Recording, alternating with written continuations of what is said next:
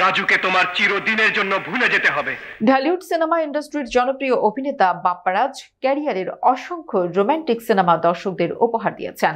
তবে দর্শকদের কাছে অভিনেতা বাপ্পারাজ মানেই ব্যর্থ প্রেম বা ট্র্যাজেডির গল্প, অর্থাৎ ত্রিভুজ প্রেম বা স্যাক্রিফাইসের গল্প নির্ভর সিনেমাগুলোর কারণে আজও এই নায়ক বেশ জনপ্রিয়। বিস্তারিত ডেস্ক রিপোর্টে।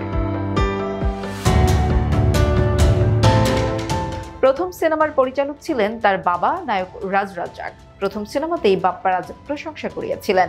এরপর তাকে আর পেছনে ফিরে তাকাতে হয়নি। সম্প্রতি সামাজিক মাধ্যমে তার সিনেমার একটি সংলাপ ব্যাপক ভাইরাল হয়েছে। এদিকে সম্প্রতি একটি সংবাদ মাধ্যমের সঙ্গে সাক্ষাৎকারে সমসাময়িক ব্যস্ততা ও ইন্ডাস্ট্রির নানান বিষয় নিয়ে কথা বলেন এই অভিনেতা। প্রায় সময়ই সামাজিক মাধ্যমে আলোচনায় উঠে আসা প্রসঙ্গেও নিজের মতামত জানান তিনি। তার মতে তিনি নিজের জায়গায় সবসময় নাম্বার ওয়ান। বাপ্পারাজকে নিয়ে অনেকেই নানা রকম মন্তব্য করে বসেন। অনেকেই বলেন ছ্যাঁকা খাওয়া নায়কের শুভেচ্ছা দূত তিনি।